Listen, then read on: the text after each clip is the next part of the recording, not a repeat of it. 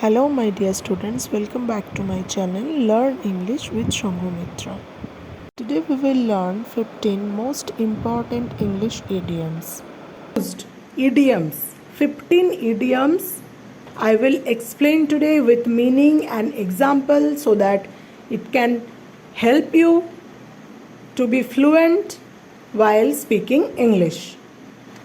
So what is idiom? An idiom is a saying or expression that says one thing literally but means something else when explored in context. Basically a group of words in a fixed order that has a particular meaning that is different from the meanings of each word of its own. That means an idiom is a saying or expression that says one thing literally but means something different. मतलब idioms कुछ ऐसा चीज़ है जो तुम्हें पढ़ के कुछ अलग मीनिंग लगेगा, कुछ अलग फील हो सकते हैं according to its own word meaning, but इसका जो एक्चुअल मीनिंग है वो कुछ अलग होते हैं. And today we will discuss commonly used 15 idioms जिसका मीनिंग हमें इंग्लिश स्पीकिंग के लिए बहुत ज़रूरी है. First one is speak of the devil. इसका मतलब क्या है? This means that the person you are just talking about actually appears at that moment. जिसके बारे में बात हो रहा था वो तुम्हारे सामने आ गए. Example, hi Riya, speak of the devil. I was just telling Swara about your positive attitude. Riya के बारे में बात हो रहा था स्वरा के साथ, तो रिया आ गए. तो फिर जिसने भी बात कर रहा था उन्होंने क्या बोला? हाय रिया, स्पीक ऑफ द डेविल. तुम्हारी बात हो रहा था, तुम हाजिर हो गए. आई was just telling Swara about your positive attitude. तुम्हारे पॉजिटिव एटीट्यूड के बारे में स्वरा के साथ डिस्कस हो रहा था. So speak of the devil we can use अगर हमें ये समझाना है कि मैं किसी के बारे में बात कर रहा था और वो आ गए सामने. Next is once in a blue moon, an event that happens infrequently. Once in a blue moon, an event that happens infrequently. वो जो थोड़ा infrequent है, जो frequently नहीं होता है. I only go to the gym once in a blue moon. मतलब मैं कभी कभार जिम चले जाती हूँ. Once in a blue moon. To cost an arm and a leg. इसका मतलब जो बहुत ही एक्सपेंसिव होते हैं. Something is very expensive. Example, fuel this days cost just an arm and a leg. मतलब अभी फ्यूल का कॉस्ट इतना ज़्यादा हो गया है जैसे कि वो एक आर्म एंड लेग है. मतलब बहुत ही एक्सपेंसिव चीज़ को हम we can tell it in that way, to cost an arm and a leg, जो बहुत ही एक्सपेंसिव होते हैं. Next, a piece of cake. A piece of cake means something which is very easy, जो difficult नहीं है, बहुत ही आसान है. Example, scoring good marks is just a piece of cake to my best friend.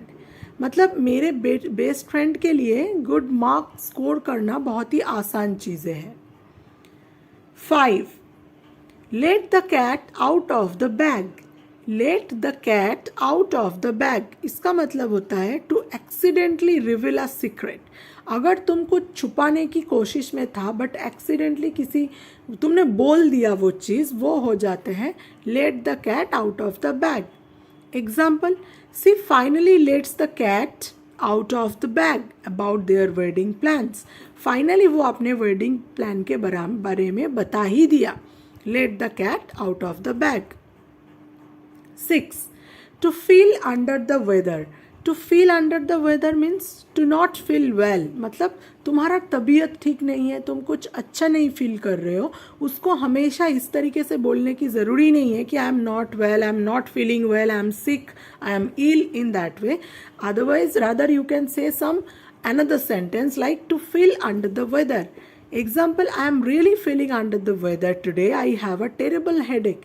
मतलब बहुत ही सर दर्द हो रहा है जिसके वजह से I am really feeling under the weather. इसके वजह से I am not feeling well. 7. Actions speak louder than words. Actions speak louder than words. That means people's intentions can be judged better by what they do than what they say. मतलब कुछ बोल दिया तो काम नहीं हो जाते हैं, तुम क्या कर रहे हो वही ज़्यादा इम्पॉर्टेंट है। मतलब मुंह चलाने से काम करना ज़्यादा इम्पॉर्टेंट है। Example, he keep saying he loves me दो he is not caring enough. I believe actions speak louder than words. He keeps saying he loves me though. वो बोलते रहते वो मुझे बहुत प्यार करते हैं, दो he is not caring enough, but वो इतना केयरिंग नहीं है। आई बिलीव, बट मुझे तो बोलने से ज़्यादा काम पे विश्वास है। I believe action speak louder than words. It's a very common one. I hope you all know this. To judge a book by its cover. मतलब किसी को देख के उनके बारे में कुछ ओपिनियन मत दिया करो. You shouldn't make judgments based on appearance. सिर्फ किसी को देख के अपना जजमेंट मत दिया करो. Example, I know he looks scary, but my dog is really gentle. You can't judge a book by its cover. I know he looks scary. हाँ, मुझे पता है कि उसे देखने के लिए लगता है कि वो थोड़ा स्कैरी है, थोड़ा डरावना है. But my dog is really gentle, but वो एक्चुअली बहुत ही जेंटल है, बहुत ही शांत है. यू कैंट जज a book by its cover. मतलब तुम मेरे डॉग को देख के जज नहीं कर सकते हो. Bit around the Bush. Bit around the Bush mean act of avoiding the main subject by talking irrelevant thing.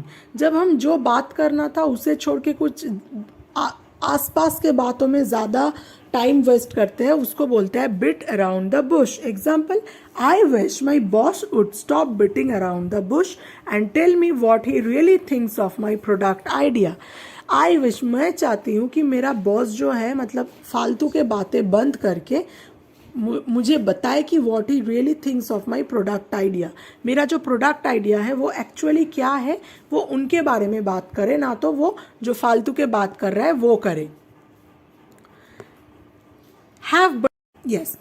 Have butterflies in your stomach. Have butterflies in your stomach means getting excited and nervous. मतलब तुम बहुत ज़्यादा किसी चीज़ को लेके excited हो. Example, I had butterflies in my stomach as I waited for my interview inside the cabin. Cabin में interview के लिए मैं वेट कर रहा हूँ, that's why I am getting nervous. उसके वजह से बोल रहा है have butterflies in my stomach, जैसे मेरे स्टोमैक में बटरफ्लाई है. A tough cookie. A tough cookie means जो डिटरमाइंड एंड फिजिकली और इमोशनली बहुत स्ट्रॉन्ग होते हैं उसको हम बोलते हैं tough cookie. Like Annie is a tough cookie. She doesn't care when people criticize her success. Annie जो है वो बहुत ही टफ टाइप की लड़की है. She doesn't care when people criticize her success. जब लोग उनके सक्सेस के बारे में बात करते हैं, क्रिटिसाइज करते हैं, तो वो ज़्यादा ध्यान नहीं देते हैं. मतलब she doesn't bother about it. I could eat a horse. That means I feel extremely hungry. I am so glad I ordered an extra large pizza. I could even eat a horse now. मतलब मैं इतना भूखा हूँ, मुझे इतना ज़्यादा भूख लगे है कि मैंने पूरा एक्स्ट्रा लार्ज पिज़्ज़ा ऑर्डर कर दिया. आई एम सो ग्लैड, मैं बहुत खुश हूँ कि मैं पूरा एक्स्ट्रा लार्ज पिज़्ज़ा ऑर्डर किया क्योंकि मैं बहुत ही भूखी हूँ. I could eat a horse. Every cloud has a silver linings. Every cloud has a silver lining. You can find good in every bad situation. You can find good in every bad situation. कुछ भी बुरा हो जाए, तुम्हें ये ध्यान में रखना है, इसके बाद कुछ ना कुछ अच्छा होने वाले हैं. Example, even though you just got fired, remember that every cloud has a silver lining. At least you don't have to work for that grouchy boss anymore. So तुम, हाँ ये ठीक है कि तुम फायर हो गए हो जॉब से, बट ये भी याद रखो इसका एक अच्छा ही दिख है कि वो खरूस बॉस के साथ तुम्हें काम नहीं करना होगा. So next 14, fish out of water. To be out of own comfort zone. अगर तुम अपने कंफर्ट जोन से बाहर हो, so you will act like a fish just out of water. Tom felt like a fish out of water at the royal party. His best friend begged him to attend. मतलब वो वहाँ पे जाके ज़्यादा comfortable नहीं है, वो party attend करके कंफर्टेबल नहीं है. Now the last but not the least, 15.1, finding a needle in a haystack. Quite impossible to find or to be successful. मतलब जो काम करना इतना आसान नहीं है. अगर तुम्हें हेयर स्टैक में एक सुई निकलना है तो वो बहुत ही डिफ़िकल्ट हो जाते हैं. So trying to get a new job this days is like trying to find a needle in a haystack. जो काम इतना आसान नहीं है. So that's it. Okay, so all 15s, whatever we have discussed right now, all those 15 idioms are very important in our daily life to use for regular conversation. Okay. Now enjoy reading and don't forget to subscribe the channel. Bye bye.